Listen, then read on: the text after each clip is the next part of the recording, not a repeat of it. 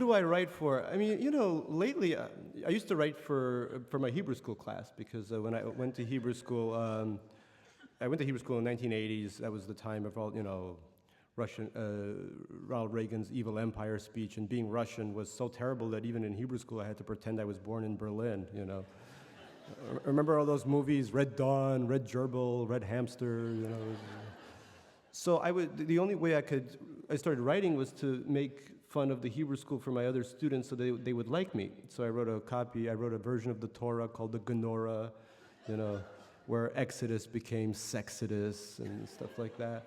So I've always been trying to entertain people, make them laugh, so that I can have some friends. Please join my Facebook. I have no fans.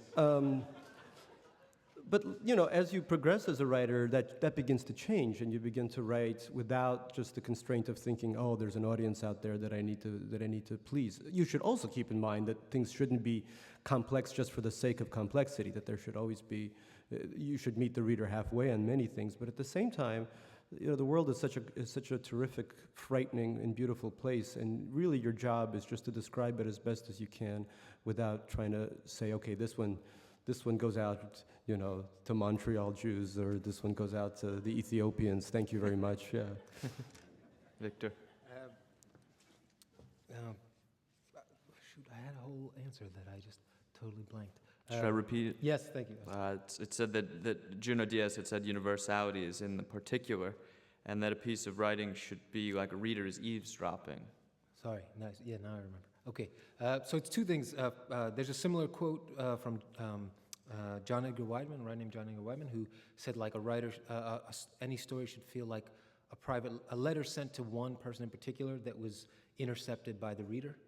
And liking that, it's a similar, I think, idea, But for me particularly, at this point, like with this book that I was reading from Big Machine, what I wanted to recapture was a sense that I had when I was a teenager, which was that writing was actually just a joy, And I'd written 2 previous books, and while I'm very proud of them, it wasn't always a joy to write them.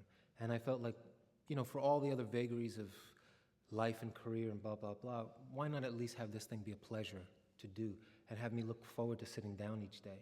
And so I started imagining that younger version of me who just fell in love with books because he just loved reading and getting lost in stories.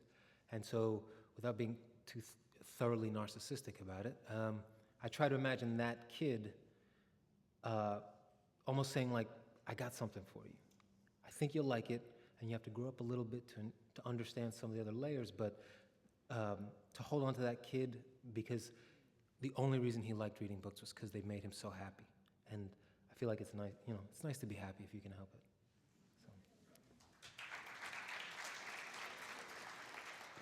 Okay, this person asks, you've both invented such memorable fat characters. Do you have favorite fat characters from literature? And if so, who are they? Gary? Well, I used to be fat, so last week or so, until the stomach stapling hit. Yeah, when I was growing up, puberty hit really hard when I was about 7, and didn't quite dissipate until 24.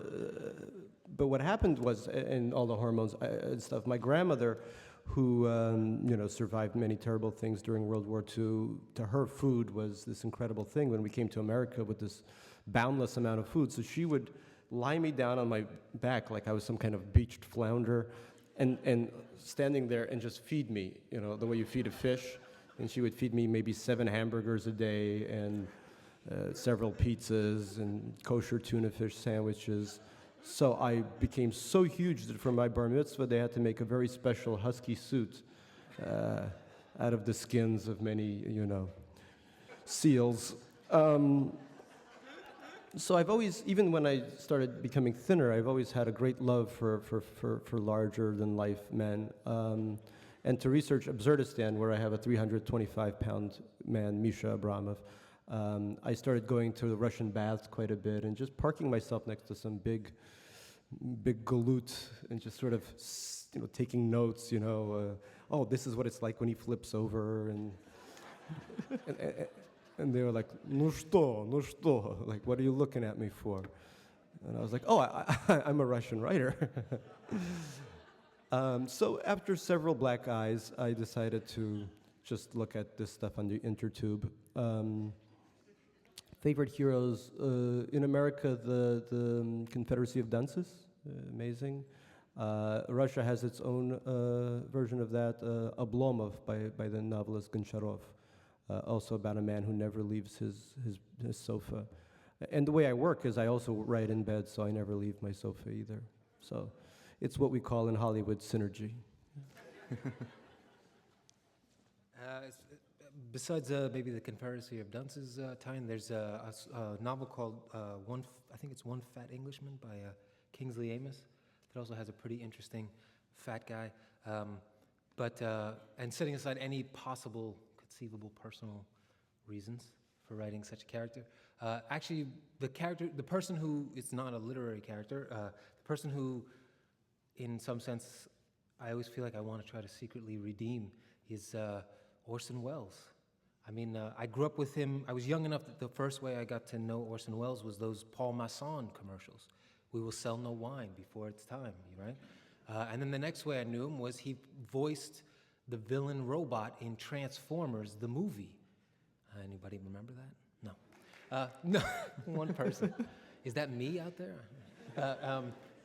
And only when I got a little older and I started to, I don't know, just Touch of Evil, whatever you want, the one where he plays Falstaff.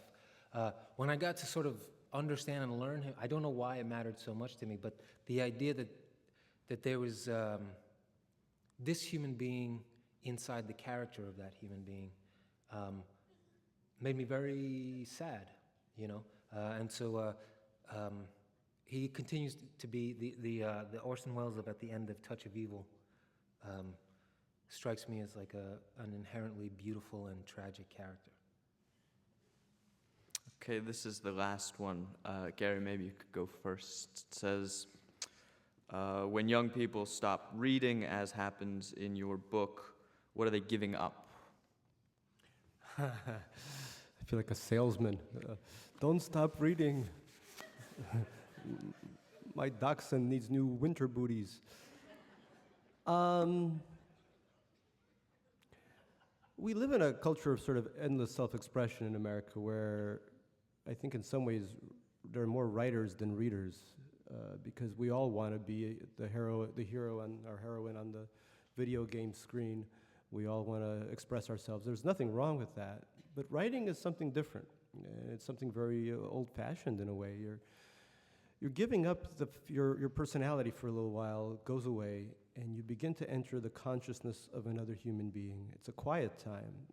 Everything slows down around you the way it doesn't when you're looking at a screen. And you start to understand, maybe you don't even like the person whose mind you're entering, but there you are. The gates are open, and you can live inside that mind for a while. And perhaps, if it's a writer with some skill, you can develop empathy for something you've never thought you could develop empathy for.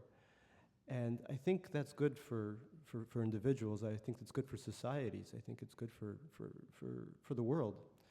And if that goes away and we're reduced to just little slivers of information popping up across the screen, slivers of information that don't tell us much about the mind of the person who created them, but which simply compel us to do something or think in a certain way or be a certain kind of person, something we're not already, I think that's going to be a huge loss for our civilization, and I begin to worry about that. So much so I've written a book about it, Super Satchel Love Story. But, you know, being a typical Soviet Ashkenazi pessimist, I can only look at the worst part of it all. I'm sure that there are, and I've just finished a 850-city book tour across America, and I've seen so many wonderful people, many of whom are young, are under 74 years old, who still enjoy literature, you know, and that has inspired me to just keep writing. Thank you.